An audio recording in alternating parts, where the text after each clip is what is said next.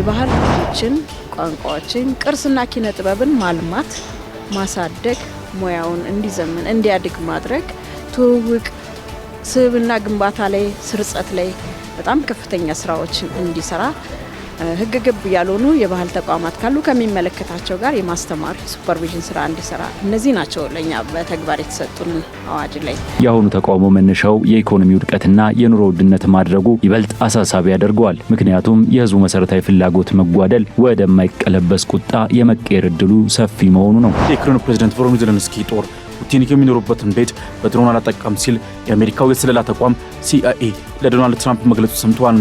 ሩሲያ ፑቲን የሚኖሩበትን ቤት ላይ ጥቃት ተፈጽሟል በሚል የተጠቀመችበትን የድሮን ቪዲዮ ለህዝብ ይፋ ማድረጉ ይታወቃል። አንዳንድ ፍርደኞች ከማረሚያ ቤት በአመክሮ የሚወጡበት ሁኔታ እንደ መብት አድርገው ሲቆጥሩ ይስተዋላል። በአመክሮ መውጣት መብት ሳይሆን የመልካም ፍሬ ውጤት ነው። የአንድ ታራሚ መልካም ፍሬ ውጤት የሚመዘነው በማረሚያ ቤቱ በነበረው ቆይታ ከሚያሳየው መልካም ጠባይና አጠቃላይ መሰል ሁኔታዎች ነው። ሰላም ጤና ይስጥልን ውድ ተመልካቾቻችን፣ ሀገሬ ዜና ጀምሯል። የተለያዩ የሀገር ውስጥና ዓለም አቀፍ መረጃዎችን ይዘን ቀርበናል። ከመላይ ስቱዲዮ ባልደረባዎቼ ጋር አብሬያችሁ ቆይታ የማደርገው እኔ ዳግም ተገኝ ነኝ። በመጀመሪያም አበይት መረጃዎችን አስቀደምን። አምራቾች የፈጠራ ውጤቶቻቸውን ለገበያ በማቅረብ ከሸማቾች ጋር የሚገናኙበትና ከሌሎች አምራቾች ጋር የንግድ ሰንሰለት የሚፈጥሩበት አውደ ርዕይ መካሄድ ጀምሯል። ባለሙያዎች ከዘርፉ እንዳይወጡ የሚያስችሉ ተከታታይ የክህሎት ማጎልበቻ ስልጠናዎችን መሰጠት እንዳለበትም ተገልጿል።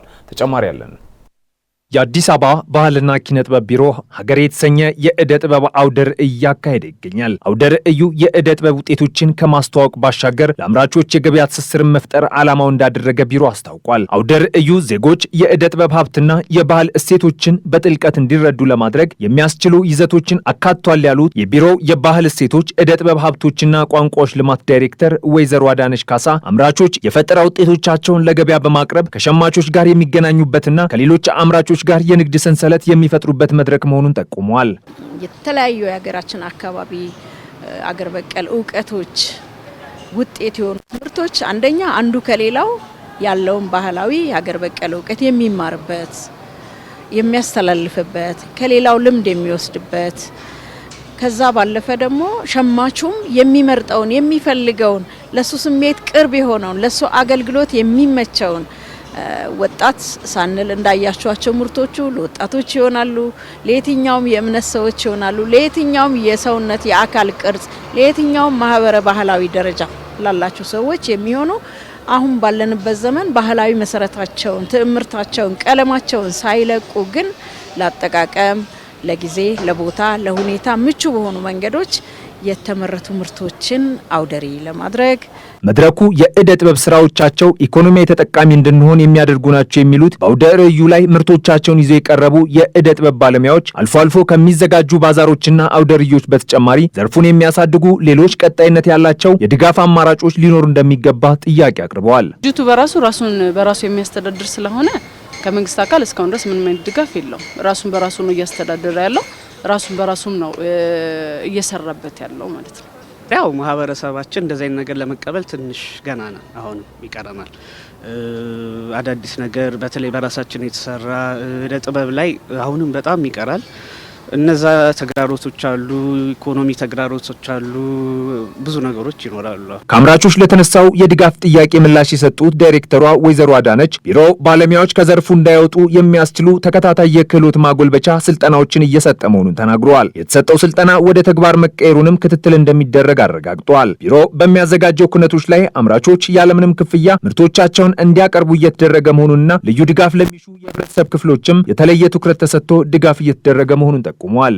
የባህል ኪነ ጥበብና ቱሪዝም ቢሮ የባህል ሀብቶችን፣ ቋንቋዎችን፣ ቅርስና ኪነ ጥበብን ማልማት፣ ማሳደግ፣ ሙያውን እንዲዘምን እንዲያድግ ማድረግ፣ ትውውቅ፣ ስብዕና ግንባታ ላይ ስርጸት ላይ በጣም ከፍተኛ ስራዎችን እንዲሰራ ህግ ግብ ያልሆኑ የባህል ተቋማት ካሉ ከሚመለከታቸው ጋር የማስተማር ሱፐርቪዥን ስራ እንዲሰራ እነዚህ ናቸው ለኛ በተግባር የተሰጡን አዋጅ ላይ እና በዚህ መሰረት ቅድም እንዳልኩት የስልጠና አገልግሎት በትልቁ እንሰጣለን። ይሄን ዘርፍ የተሻለ እንዲሆን እንዳይቀር ዳቦ ሊያመጣ ካልቻለ ጥሎ ወደ ሌላ ስራ ተከታዩ ትውልድ እንዳይሄድ ይህን ይዘው እንዲቆዩ እናሰለጥናለን። የምርት ማሻሻል እንዲያደርጉ ባሉበት ቦታ ሁሉ ሄደን ለምሳሌ በዚህ አመት እዚህ ጦር ኃይሎች አካባቢ ይሄ የምናየው የአይነ ስውራን ማህበር ነው የሚሰሩት ሁሉም እነሱ ናቸው። ቦታ ጥበት ምናምን ስለነበረባቸው ዘመናዊ አመራረት የዲጂታል ማርኬቲንግን እነዚህን ካሰለጠን ቦታው ድረስ ሄደን ሁሉንም ካይዘን ላይ ጽንሰ ሐሳቡንም አተገባበሩንም ከዛ ሄደን ሁሉ ሱፐርቫይዘር አድርገናል። ሀገሬ በሚል መሪ ቃል የተከፈተው የእደ ጥበብ አውደ ርዕይ ለተከታታይ ቀናት ክፍት ሆኖ የሚቆይ ሲሆን የከተማዋ ነዋሪዎች በቦታው በመገኘት የሀገራቸውን የባህል ውጤቶች እንዲጎበኙና እንዲሸምቱም ጥሪ ቀርበዋል። አውደ ርዕዩ ከታህሳስ 24 እስከ 28 እንደሚቆይም ተገልጿል። የስራ ጊዜው ሊጠናቀቅ ከ2 ወራት ያነሰ ጊዜ የቀረው የሀገራዊ ምክክር ኮሚሽን በማረሚያ ቤት ያሉ ዜጎችን አጀንዳ ለመቀበልና የምክክሩ አካል ለማድረግ ጥረቶች እያደረገ መሆኑን አስታውቋል። ፍትህ ሚኒስቴር ለኮሚሽኑ ጥረት ይሁንታ መስጠቱም ተነግሯል። ሚኪያስ ኃይሌ ተጨማሪ አለው። ሀገራዊ ምክክር ሊያሟላቸው ከሚገቡ መርሆች መካከል አካታችነት አንዱ ነው። ኢትዮጵያ እያካሄደች ያለችው የምክክር ሂደት አካታች እንዲሆን የሲቪል ማህበረሰብ ድርጅቶች እንዲሁም ሌሎች ባለድርሻ አካላት ጠይቀዋል። ኮሚሽኑም የምክክር ሂደቱ አካታች ማድረግ የሚያስችሉ አሰራሮችን መጠቀሙን ይገልጻል። ዋናው የምክክር ጉባኤ ለማካሄድ እየተዘጋጀ ነው ያለው ኮሚሽኑ በማረሚያ ቤት ያሉ ወገኖች በምክክር ሂደቱ እንዲሳተፉ ለማድረግ እየሰራሁ ነው ብለዋል። በማረሚያ ቤቶች ውስጥ ያሉ ተደማጭነት ያላቸው ፖለቲከኞች አጀንዳ ለመቀበልና የምክክሩ አካል ለማድረግ ሙከራዎች እየተሰሩ መሆኑን የኮሚሽኑ ቃል አቀባይ ጥበቡ ታደሰ ተናግረዋል። የታራሚዎችን በተመለከተ የእነሱ እንዲፈቱ ጥረት የማድረግ ነገር አይደለም ኮሚሽኑ የሚሰራው። ምክንያቱም ያው ይሄ በህግ አግባብ የሚያዝ ጉዳይና የራሱ አካሄድ ያለው እንደመሆኑ መጠን እዛ ውስጥ ኮሚሽኑ የሚገባበት ሁኔታ የለም። ያም ሆኖ ግን እነዚህ ታራሚዎችም ቢሆኑ ያው የሀገራችን ዜጎች እንደመሆናቸው መጠንና ምናልባት የእርምት ጊዜያቸውን ካጠናቀቁ ወይም ደግሞ በተለያየ አግባብ ከዚህ ከማረሚያ ቤት የሚወጡ ከሆነ ተመልሰው የሚኖሩባት ሀገር እንደመሆኗ መጠን በዚህ በምክክር ሂደት ላይ ቢሳተፉ ባሉበት ሆነው አጀንዳዎቻቸውን ቢሰጡም ጭምር ጠቃሚ ነው በሚል ባሉበት ሁኔታ በዛው በማረሚያ ቤቶቻቸው ማለት ነው ከማረሚያ ቤት አስተዳደሮች ጋር በመነጋገር አጀንዳዎቻቸውን የሚሰጡበት ሁኔታ ነው ለማመቻቸት ጥረት እያደረገ የቆየው። የካቲት 14 ቀን 2018 ዓ.ም የስራ ጊዜ የሚጠናቀቀው ሀገራዊ ምክክር ኮሚሽኑ በጥር ወር መጨረሻ ዋናውን የምክክር ጉባኤ ለማካሄድ ማቀዱን አስታውቋል። የምክክር ጉባኤው ከመጀመሩ በፊት በማረሚያ ቤቶች ያሉ ወገኖች አጀንዳ ማሰባሰብ የሚያስችል ዝግጅትና ጊዜ አለ ወይ ሲል ጣቢያችን ጥያቄ ያቀረበላቸው የኮሚሽኑ ቃል አቀባይ ኮሚሽኑ ያልተቋረጠ ጥረት እያደረገ መሆኑን ተናግረዋል። ምንም እንቅፋት የሆኑ ጉዳዮች የሉም። የጊዜ ጉዳይ ካልሆነ በቀር ክልል ባሉም በፌዴራል ደረጃም ያሉ ማረሚያ ቤቶች ጋር ንግግር ተደርጓል። እዛ አካባቢ ላይ ማለት ስራው መስራት አይቻልም የተባለ ነገር የለም። በፍትህ ሚኒስቴርም በኩል ያው ስራውን ማከናወን እንደሚቻል ፍቃድ የተሰጠበት ጉዳይ ነው። ግን እንዳልኩ ያው ተደራራቢ ስራዎች ስላሉና በዚህ በጥር መጨረሻ ላይ ደግሞ የምክክር ጉባኤውን ለመጀመር ታቅዶ ስራዎች እየሰሩ ስለሆነ ከዛ ጋር ጊዜውን እንዴት አጣጥመን በምን አግባብ አጀንዳዎች እናካት የሚል በኮሚሽኑ በኩል ያሉ ጉዳዮች ካልሆኑ በቀር በሚመለከታቸው አካላት በኩል እዚህ ላይ የተፈጠሩ ተግዳሮቶች ወይም እንቅፋቶች የሉም። እንዳልኩ ነው እንግዲህ ኮሚሽኑ በቅድ ይዞታል። ይህን ነገር ግን ካለው ጊዜ አኳያ በምን አግባብ ማለት የተለያዩ ስልቶች አሉ አጀንዳ መቀበል የሚቻልባቸውና በምን አግባብ ብንሄድበት ጥሩ ነው የሚለው ነገር ነው እየተደረገበት ያለ። በማረሚያ ቤቶች ለማድረግ የታቀደው የአጀንዳ ማሰባሰብ ሂደት አስመልክቶም ከፍትህ ሚኒስትርም እንዲሁም ከሌሎች አካላት ፍቃድ መገኘቱን የገለጹት አቶ ጥበቡ ባለድርሻ አካላት የበኩላቸው ሚና እንዲወጡም ጠይቀዋል። በኢራን ከፍተኛ ነው የተባለለት ህዝባዊ ተቃውሞ ተቀስቅሷል። ለተቃውሞ ወደ አደባባይ የወጡ ዜጎች ኢኮኖሚያዊ ጥያቄዎችን ያቀረቡ ሲሆን መንግስት በሀገሪቱ ሰላም ላይ አደጋ የሚደቅኑ እንቅስቃሴዎች ላይ የማያዳግም እርምጃ እንደሚወስድም አስታውቋል። ኃይለ ገብርኤል ታደሰ በኢራን ውስጥ በአሁኑ ወቅት እየታየ ያለው ህዝባዊ አለመረጋጋት እንደ አውሮፓውያን አቆጣጠር በ2022 በማህሳ አሚኒ ሞት ምክንያት ከተነሳው ታላቅ አመጽ ወዲህ በሀገሪቱ የታየ ትልቁና ፈታኙ ክስተት ሆኖ ተመዝግቧል። ምንም እንኳን የአሁኑ ተቃውሞ በንቅናቄው ስፋትና በቁጥር ደረጃው ከቀደመው የአሚኒ አመጽ ጋር ሙሉ በሙሉ ባይወዳደርም ወደ ገጠራማ አካባቢዎችና በተለይም የሉር ብሔረሰብ በሚኖሩባቸው ከተሞች በከፍተኛ ሁኔታ እየተስፋፋ መምጣቱ ለመንግስት ከመቼውም ጊዜ በላይ ትልቅ ስጋት ሆኖበታል። ይህ ሁኔታ ሲገመገም የአሁኑ ተቃውሞ መነሻው የኢኮኖሚ ውድቀትና የኑሮ ውድነት ማድረጉ ይበልጥ አሳሳቢ ያደርገዋል። ምክንያቱም የህዝቡ መሰረታዊ ፍላጎት መጓደል ወደማይቀለበስ ቁጣ የመቀየር እድሉ ሰፊ መሆኑ ነው። ይህ በሀገሪቱ የተደቀነው ከፍተኛ ጫናን አስመልክቶ የኢራን ጠቅላይ አቃቢ ህግ መሐመድ ሞቫዲ አዛድ በሰጡት ይፋዊ መግለጫ በሀገሪቱ ውስጥ እየታዩ ያሉ የኢኮኖሚ ተቃውሞዎች በራሳቸው ህጋዊና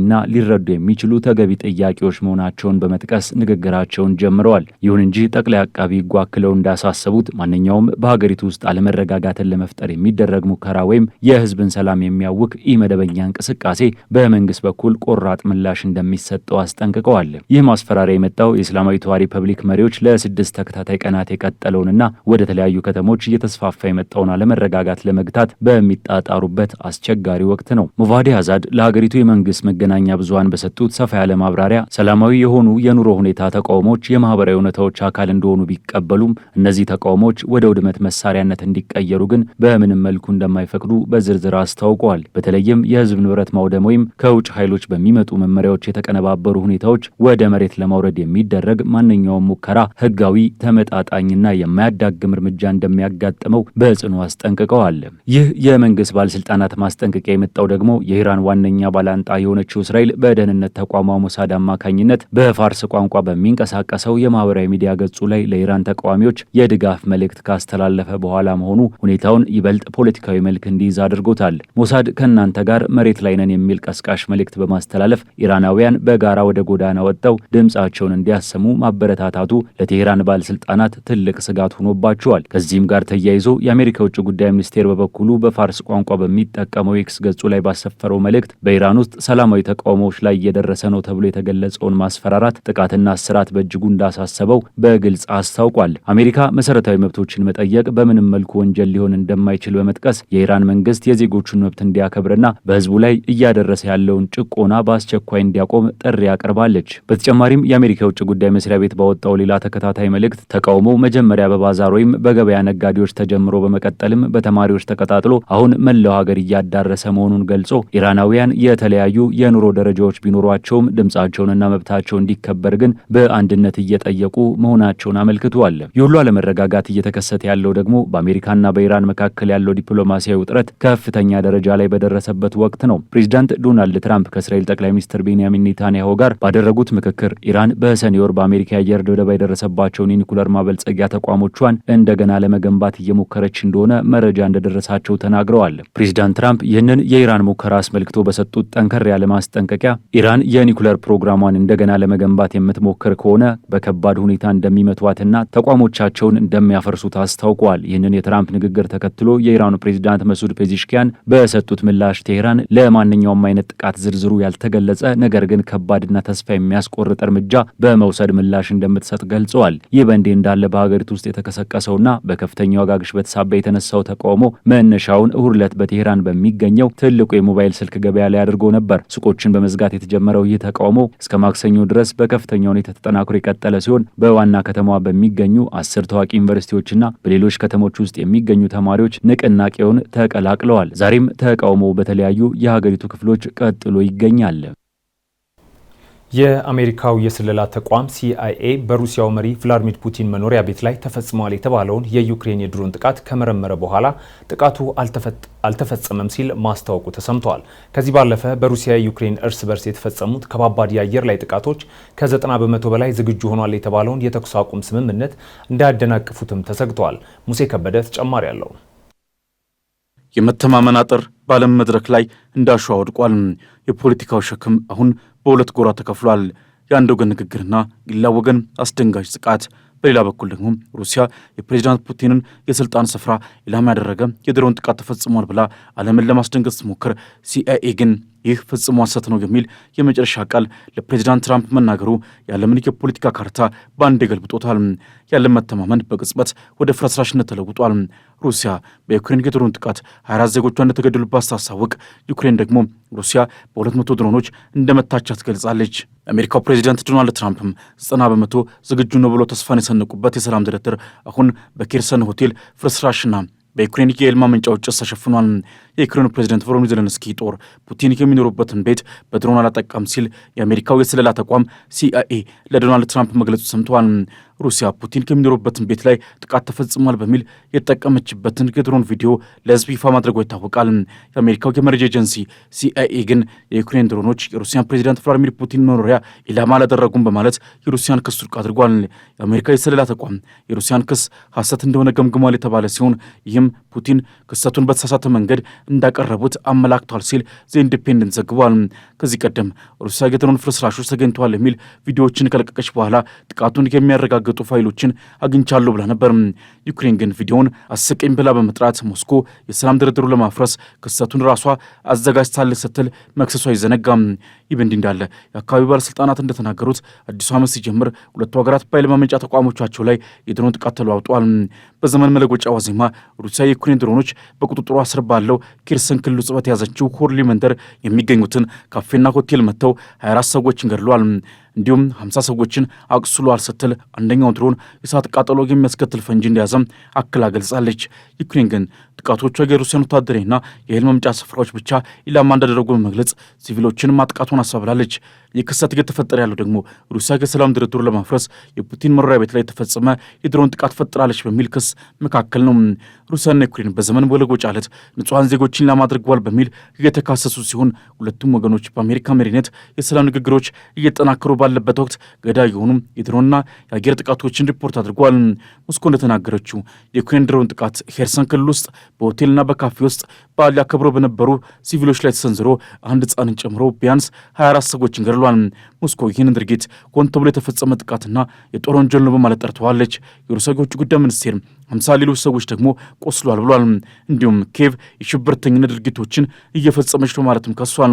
ዩክሬን በበኩሏ ጥቃቶቹ ወታደራዊና የኃይል ማመንጫ ስፍራዎችን ብቻ እንደመቱ ያሳወቀ ሲሆን ፕሬዚዳንት ቮሎዲሚር ዜሌንስኪም በዘመን መለወጫ ሩሲያ ሆን ብላ ጦርነትን ታመጣለች ሲሉ በመግለጽ በአንድ ሌሊት ከ200 በላይ ድሮኖች ዩክሬንን በማምታት በ7 ክልሎች የኃይል መሰረተ ልማቶች እንደጎዱ አስረድተዋል። ዜሌንስኪ የሩሲያ የበዓል ሰሞን ጥቃቶች የአየር መከላከያ አቅርቦቶችን ማዘግየት እንደማይቻል በግልጽ ያሳያሉ ብሏል። አጋሮቻችን የሚጎድሩን የመሳሪያ ስሞች ዝርዝር አላቸው። በታህሳስ ወር መጨረሻ ላይ ከአሜሪካ ጋር የተስማማነው ነገር ሁሉ በሰዓቱ ይደርሳል ብለን እንጠብቃለን ሲሉም ከጥቃቱ በኋላ አብራርተዋል። የሞስኮ ከንቲባ ሰርጌይ ሶቢያን በበኩላቸው የሩሲያ የአገር መከላከያ ክፍሎች በ24 ሰዓታት ውስጥ 35 የዩክሬን ድሮኖችን መጥተዋል ብሏል። ምንም አይነት ጉዳትም ሆነ ሞት እንዳልተመዘገበ ተናግረዋል። በሌላ በኩል የሩሲያ የደህንነት ምክር ቤት ምክትል ሊቀመንበር ዲሚትሪ ሜድቬዴቭ የሆቴሉን ጥቃት የፈጸሙና ያዘዙ ሰዎች ኢላማ መደረግ አለባቸው ሲሉ መዛታቸው በአሜሪካው ፕሬዚዳንት ትራምፕ የሚመራውንና ወደ 4 ዓመት ሊጠጋ የደረሰውን ጦርነት የማቆም ዓላማ ያለው የተጠናከረ የሰላም ንግግር እንዲያደናቅፎት ሰግቷል።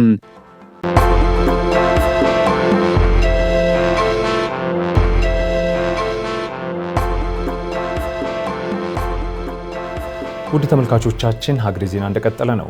አጫጭር ወዳልናቸው መረጃዎች አለፍን። በጤናና በግብርና ሚኒስቴር ስር ያሉ 22 ተጠሪ ተቋማት ሴቶችን፣ አካል ጉዳተኞችን፣ አረጋውያንና ሌሎች ልዩ ትኩረት የሚሹ የህብረተሰብ ክፍሎችን በተመለከተ የሚሰሩት ስራ አጥጋቢ አይደለም ተባለ። ይህ የተባለው የሴቶችና ማህበራዊ ጉዳይ ሚኒስቴር በስርዓተ ጾታና በማህበራዊ ተሳታፊነት ወይም አካቶ ትግበራ ዙሪያ በ22 የጤና ሚኒስቴርና የግብርና ሚኒስቴር ተጠሪ ተቋማት ላይ ያደረገውን የምዘና ውጤት ይፋ ባደረገበት መርሃ ግብር ላይ ነው። ተቋማቱ የተመዘኑትም የሴቶችን፣ የህፃናትን፣ የወጣቶችን፣ የአካል ጉዳተኞችን፣ የአረጋውያንና ሌሎች ተጋላጭ የህብረተሰብ ክፍሎችን ጉዳዮች በስራዎቻቸው ምን ያህል አሳትፈዋል፣ ምን ያህልስ ተጠቃሚነታቸውን አረጋግጠዋል በሚል ነው። ምዘና ከተደረገባቸው ተቋማት ውስጥ አብዛኛዎቹ ዝቅተኛ አፈጻጸም እንዳስመዘገቡም ተነግሯል። የሴቶችና ማህበራዊ ጉዳይ ሚኒስትሯ ዶክተር ኤርጎጌ ተስፋዬ ልዩ ትኩረት የሚሹ የህብረተሰብ ክፍሎችን በስራዎቻቸው በበቂ ሁኔታ ያላሳተፉ ተቋማት ብዙ ናቸውም ብለዋል።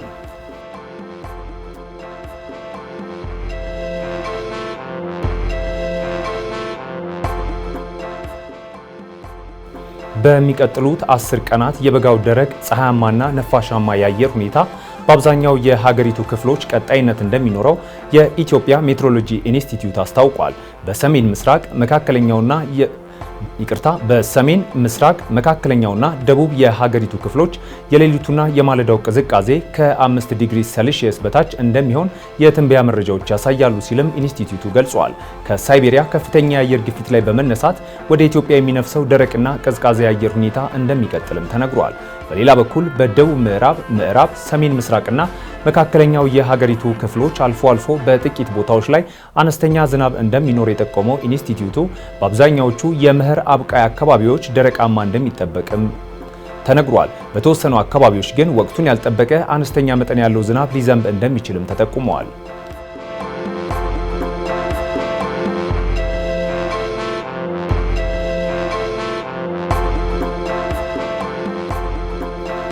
አሃዱ ባንክ ህጻናትን መደገፍ የሚያስችለውን ስምምነት ከሁለት ግብረሰናይ ድርጅቶች ጋር ፈጽሟል። ባንኩ በአንድ ቅርንጫፍ አንድ ልጅ የማሳደግ መርህ እንዳለው የገለጹት የባንኩ ዋና ስራ አስፈጻሚ ሙልጌታ በዛ 104 በደረሱት የባንኩ ቅርንጫፎች ስም ህጻናትን ማሳደግ የሚቻልበትን ስምምነት ከአቡነ ዜና ማርቆስ የህጻናትና አረጋውያን መርጃ ማህበርና ከገብረኄር የጤናና ማህበራዊ ልማት በጎ አድራጎት ድርጅት ጋር መፈጸማቸውን ተናግረዋል። ባንኩ ማህበራዊ ኃላፊነቱን በመወጣት ረገድ የተለያዩ እንቅስቃሴዎችን እያደረገ መሆኑን አክሎ የተናገሩት ዋና ስራ አስፈጻሚው በሚከፈቱ ተጨማሪ ቅርንጫፎች ልክ ተጨማሪ ህጻናትን ለመደገፍ ዝግጁ መሆናቸውን ጠቁመዋል።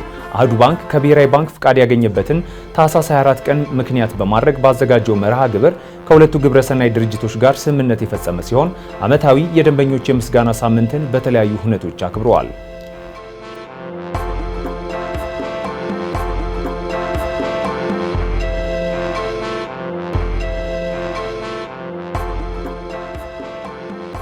ከሀገር ማዶ ያገኘናቸው መረጃዎች አለፈን። ሊቢያ የጦር አዛዧን ጀነራል መሐመድ አልሐዳድን ጨምሮ ሌሎች ከፍተኛ ወታደራዊ መኮንኖቿን ህይወት ማለፉን ተከትሎ አደጋ የደረሰበትን አውሮፕላን ጥቁር ሳጥን በእንግሊዝ ባለሙያዎች ልታስመረምር መሆኑን አስታውቃለች። የአደጋውን መንስኤ እንግሊዝ እንድትመረምር ሀገራቸው ሊቢያና ቱርክ መስማማታቸውን የሊቢያው ትራንስፖርት ሚኒስተር መሐመድ አልቻሁቢ ገልጸዋል። ፈረንሳይ የአደጋውን መንስኤ ለማጣራት መጠየቋ ሲነገር አደጋው የደረሰበት አውሮፕላን ፋልኮን 50 በፈረንሳይ የተመረተ በመሆኑ ፈረንሳይ በጉዳዩ እንደ ገለልተኛ ወገን መታየት አትችልም ሲል የሊቢያ መንግስት ጥያቄውን ውድቅ አድርጓል። እንግሊዝ አስፈላጊውን የቴክኒክና የህግ ድጋፍ ለመስጠት የተስማማች ሲሆን የምርመራው ውጤት እንደተጠናቀቀ ይፋ እንደምታደርግም አስታውቃለች። ሀገሪቱ እንደ አውሮፓውያኑ አቆጣጠር ታህሳስ 23 ቀን በቱርክ መዲና አንካራ አቅራቢያ በደረሰው የአውሮፕላን አደጋ ከፍተኛ የጦር አዛዧን ጨምሮ 4 ከፍተኛ ወታደራዊ መኮንኖቿን ማጣቷ የሚታወስ ነው።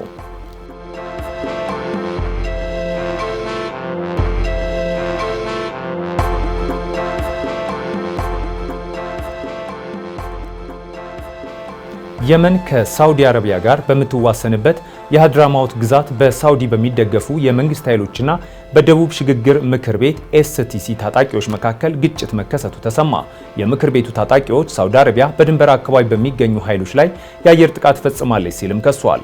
ይሁን እንጂ የሀድራማውት ግዛት ገዢ ወታደራዊ እርምጃው ተገንጣዮች የያዟቸውን ወታደራዊ ካምፖች በሰላማዊና በስርዓት ለማስለቀቅ የታለመ መሆኑን ገልጸዋል። ይህ ግጭት የተከሰተው ሳውዲ አረቢያና በዓለም አቀፍ ደረጃ እውቅና ያለው የየመን መንግስት የተባበሩት አረብ ኤሚሬትስ ተገንጣዮችን በማስታጠቅ የሀድራማውትና የአልማህራ ግዛቶችን እንዲቆጣጠሩ እያበረታታች ነው የሚል ክስ ካቀረቡ ከቀናት በኋላ መሆኑን አልጀዚራ ዘግቧል።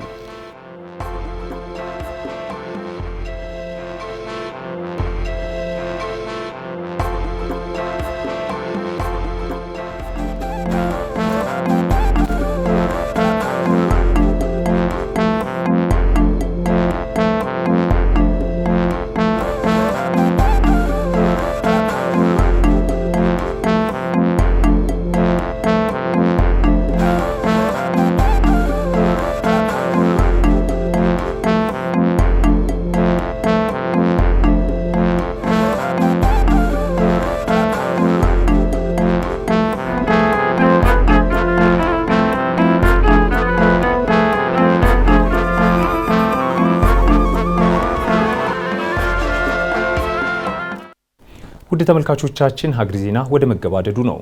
ወደ ቢዝነስ ጥንቅራችን አለፈን። የዓለም የነዳጅ ዋጋ በከፍተኛ ሁኔታ ቅናሽ ማሳየቱ ተነግሯል። ይህ የዋጋ ቅናሽ እንደ አውሮፓውያኑ አቆጣጠር በ2020 ተከስቶ ከነበረው የኮሮና ወረርሽኝ ወዲህ የታየ ከፍተኛው ዓመታዊ ዋጋ ቅናሽ ሆኖ ተመዝግበዋል። በቢዝነስ ጥንቅራችን ዳሰነዋል። ምረት ደግፍ ተጨማሪ አላት።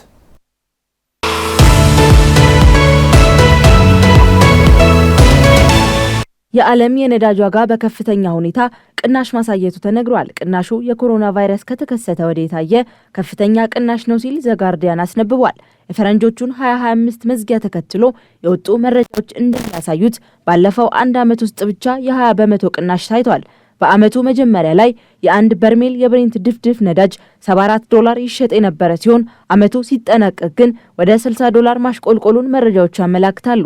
ይህ የዋጋ ቅናሽ እንደ አውሮፓውያን አቆጣጠር በ2020 ተከስቶ ከነበረው የኮሮና ወረርሽኝ ወዲህ የታየ ከፍተኛው ዓመታዊ የዋጋ ቅናሽ ሆኖ ተመዝግቧል። በተለይም እንደ አሜሪካና ብራዚል ያሉ ሀገራት የምርት መጠናቸውን በከፍተኛ ሁኔታ በመጨመራቸው ምክንያት ቅናሹ ሊታይ እንደቻለ ዘገባው አመላክቷል። ቻይናን ጨምሮ በሌሎች ሀገራት ላይ ታይቷል የተባለው የኢኮኖሚ መቀዛቀዝ የነዳጅ ፍላጎትን መቀነሱን ተነግሯል። አራተኛ ዓመቱን ሊደፍን የተቃረበው የሀገረ ሩሲያና ዩክሬን ጦርነት ባሳየው መቀዛቀዝና በተጀመሩ የሰላም ድርድሮች በገበያው ላይ የነበሩ ስጋቶችን በማርገቡ ይህ የዋጋ ቅናሽ ሊመዘገብ እንደቻለም ተመላክቷል።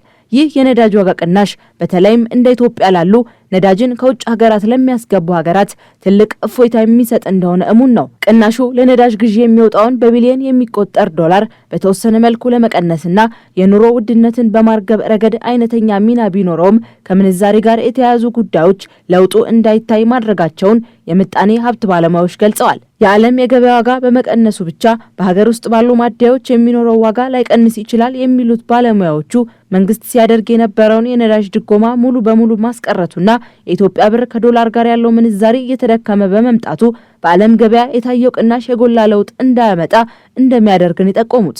ከዚህ በተጨማሪ መንግስት ቀደም ሲል ከፍ ባለ ዋጋ የገዛውን ነዳጅ አሁን ባለው ዋጋ ሲሸጥ የሚመጣውን ኪሳራ ታሳቢ አድርጎ የሀገር ውስጥ ዋጋ ለተወሰነ ጊዜ ሳይቀንስ ሊቆይ የሚችልባቸው ሁኔታዎች አሉ።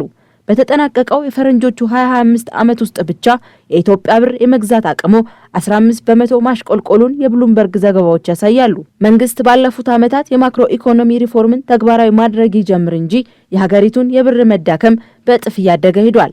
በያዝነው የታህሳስ ወር ውስጥ እንኳን መንግስት በነዳጅ ዋጋ መሸጫዎች ላይ ባደረገው ማሻሻያ በሊትር እስከ 8 ብር ጭማሪ ማሳየቱ የሚታወስ ነው።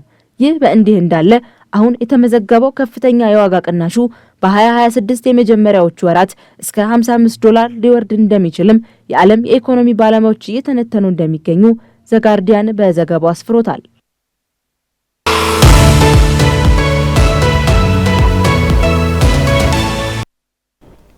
ለታራሚዎች አመክሮ የሚፈቅደው በወንጀል ሕጉ መሰረት ቅጣቱን የጣለው ፍርድ ቤት ነው።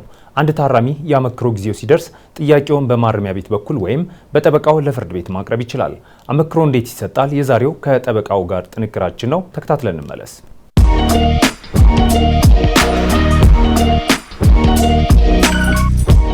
ጤና ይስጥልን። ጠበቃ እንዳርጌ ካሴ ነኝ።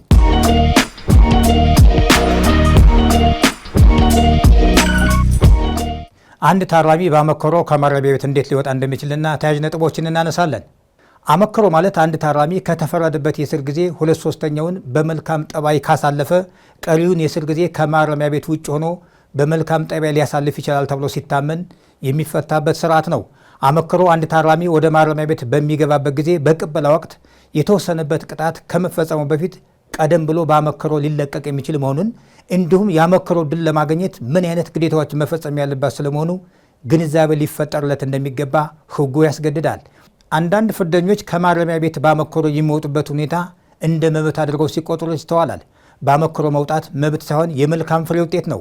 የአንድ ታራሚ መልካም ፍሬ ውጤት የሚመዘነው በማረሚያ ቤቱ በነበረው ቆይታ ከሚያሳየው መልካም ጠባይና አጠቃላይ መሰል ሁኔታዎች ነው። በአመክሮ ለመለቀቅ የሚከተሉት ሁኔታዎች ሊሟሉ ይገባል። ከተወሰነበት እስራት ጊዜ ከ3 እጅ 2ቱን መፈጸም ወይም የተወሰነበት የዕድሜ ልክ እስራት ፍርድ ከሆነ 20 ዓመት መፈጸም፣ የተወሰነበትን ነፃነት የሚያሳጣ ቅጣት ወይም የጥንቃቄ እርምጃ በመፈጸም ላይ እያለ በስራውና በጠባው የተረጋገጠ መሻሻል ማሳየት፣ ለደረሰው ጉዳት በተቻለ መጠን በፍርድ የተወሰነ ወይም ከተበዳይ ጋር በተደረገው ስምምነት መሰረት ካሳ ለመክፈል ማረጋገጫ ማቅረብ፣ አመሉና ጠባው በመልካም አኗኗር ለመኖር እንደሚያስችለውና በአመክሮ መፈታቱ መልካም ውጤት ሊያስገኝ ይችላል ተብሎ ሲታመን፣ ደጋጋሚ ወንጀለኛ ለመሆን ማለትም አስቀድሞ ሌላ ወንጀል ሪከርድ ከሌለበት ነው። አመክሮ የሚፈቅደው በወንጀል ሕጉ መሰረት ቅጣቱን የጣለበት ፍርድ ቤት ነው። የአመክሮ ጊዜው ሲደርስ ጥያቄውን በማረሚያ ቤት በኩል ወይም በጠበቃው ለፍርድ ቤት ማቅረብ ይችላል። ማረሚያ ቤቱም የታሰረበትን ጊዜ መጠንና በቆይታ የነበረውን መልካም ጠባይ መሰረት አድርጎ በአመክሮ ቢፈታ የሚደገፍ መሆኑን ወይም የሚቃወም መሆኑን አስተያየት እንዲያቀርብ ይጠበቃል።